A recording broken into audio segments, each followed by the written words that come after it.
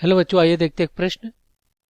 यहाँ पे कह रहा है कि यदि बिंदु A कोष्ठक में k प्लस एक कॉमा दो के कॉमा B तीन के कॉमा दो के प्लस तीन और C कोष्ठक में पाँच के माइनस एक कॉमा पाँच के संरेख है तो k का मान ज्ञात कीजिए।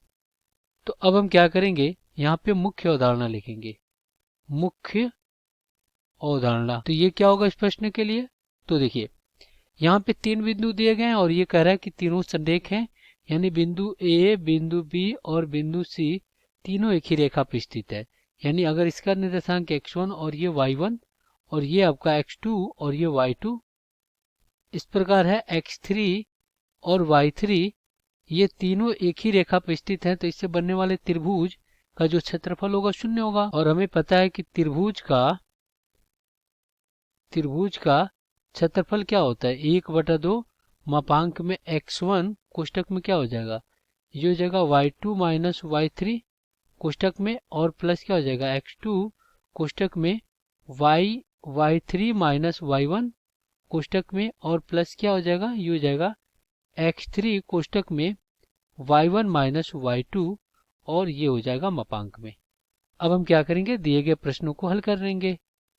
तो यहाँ पे देखिए क्या हो जाएगा, बिंदु जो दिए गए हैं, क्या दिए गए, ए दिया गया है। ए कितना दिया गया है, के प्लस एक कॉमा दो के, और फिर बी दिया गया है, ये दिया गया है तीन के कॉमा दो के प्लस तीन, और सी क्या दिया गया है, ये दिया गया पाँच के माइनस एक कॉमा पाँच के। ये अपने पास बिंदु दिए गए हैं।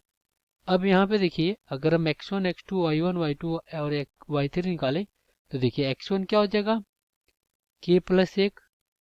अगर x2 निकालें तो ये क्या होगा, ये हो जाएगा तीन के, और x3 निकालें तो ये क्या हो जाएगा पाँच के माइनस एक।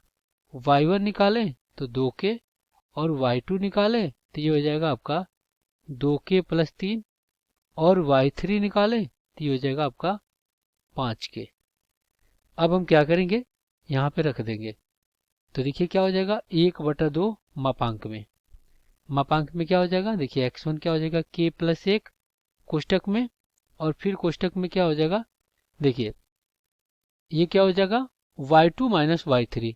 तो y2 कितना है आपका, ये है दो के प्लस तीन, तो दो के प्लस तीन, और y3 कितना है, तो ये हो जाएगा माइनस पाँच के कोष्ठक में, प्लस x2 कितना है, ये है तीन के, और कोष्ठक में देखिए यहाँ पे y3 माइनस y1, तो y3 कितना है, देखिए y3 है पाँच के, और y1 कितना है, y1 है माइनस क्या हो जाएगा, ये हो जाएगा दो के कोष्ठक में, और प्लस यहाँ पे x3 कितना है, पाँच के माइनस एक कोष्ठक में, और फिर कोष्ठक में क्या हो जाएगा, हो जाएगा आपका y1 माइनस y2। तो y1 कितना है आपका, y1 है दो के, और y3 कितना है, y2 कितना है, ये है माइनस दो के, और फिर माइनस हो जाएगा आपका तीन, और ये मापांक में, ये आपका क्या हो जाएगा, कट जाएगा।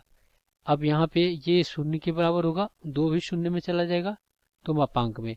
अब देखिए यहाँ पे क्या बचेगा, k प्लस एक कोष्ठक में, और इधर क्या बचेगा, ये माइनस तीन के प्लस तीन कोष्ठक में, और प्लस ये हो जाएगा आपका तीन के गुणे तीन के, और फिर यहाँ पे क्या बचेगा प्लस में पाँच के माइनस एक, और गुणे में क्या हो जाएगा, ये हो जाएगा माइनस तीन, और मापांक में बराबर शून्य।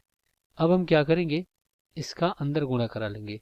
तो k का गुणा माइनस तीन के में कराएंगे तो क्या हो जाएगा, ये हो जाएगा माइनस तीन के का वर्ग, और फिर k का गुणा प्लस तीन में तो ये हो जाएगा प्लस तीन के, और फिर एक का गुणा कराएंगे तो माइनस क्या हो जाएगा तीन के, और फिर एक का गुणा इसमें कराएंगे तो क्या हो जाएगा प्लस तीन हो जाएगा, प्लस तीन हो गया। अब यहाँ पे प्लस तीन तरीका नौ के का वर्ग, और फिर यहाँ पे पाँच ते 15 तो माइनस 15 के, और इधर आपका क्या हो जाएगा एक का गुणा तो माइनस प्लस हो जाएगा, ये हो जाएगा तीन, और मापांक में बराबर में शून्य। ये देखिए प्लस माइनस से कट गया। यहाँ पे देखिए माइनस तीन के का वर्ग, और यहाँ पे नौ के का वर्ग, यहाँ पे छः के का वर्ग बचेगा। तो यहाँ पे लिखते हैं मापांक में छः के का वर्ग और माइनस 15 के, और फिर आपका कितना बच गया प्लस छः और बराबर शून्य। तो अगर हम क्या करते हैं, यहाँ पे मापांक हमेशा धनात्मक वैल्यू देता है तो मापांक हटा देंगे तो ये हो जाएगा k का वर्ग और माइनस 15k और प्लस 6 बराबर 0। तो 3 उभयनिष्ठ लेकर 0 में भेज देंगे तो ये हो जाएगा 2k का वर्ग और माइनस क्या हो जाएगा, ये हो जाएगा 5k और प्लस आपका 2 बराबर 0। अब इसका गुणनखंड कर देते हैं। प्रथम पद का गुणा आखिरी पद से कर देंगे तो 4k का वर्ग हो जाएगा। अब इसको अगर हम क्या करते हैं, गुणा कराते हैं तो देखिए यहाँ पे अगर हम क्या करते हैं -4k और गुणे -k करते हैं तो माइनस में प्लस, यहाँ पे 4k का वर्ग। अगर हम क्या करते हैं इनका योग करते हैं तो माइनस कितना हो जाएगा 4k और माइनस में प्लस k बराबर कितना हो जाएगा 5k हो जाएगा। तो इस प्रकार ये इसको हम क्या लिख सकते हैं 2k का वर्ग -4k -k प्लस 2 बराबर 0। तो इधर आपका 2k बाहर ले लेंगे तो यहाँ पे क्या हो गया k - 2 और फिर -1 बाहर लेंगे तो k - 2 बराबर 0। तो यहाँ पे क्या हो गया k - 2 और फिर यहाँ पे 2k -1 बराबर 0। तो यहाँ पे k - 2 बराबर 0 और 2k - 1 बराबर 0 बराबर 0। तो यहाँ से जो k का मान आएगा वो 2 आ गया और यहाँ से जो k का मान आएगा वो 1/2 आ गया। तो इस प्रकार k के कितने मान आ गए, 2 मान आ गए। यहाँ लिख लेते हैं k बराबर 2 और 1/2। ये क्या हो जाएगा, आपका उत्तर हो जाएगा। आशा करते हैं बच्चों ये प्रश्न आपको समझ में आया होगा। धन्यवाद।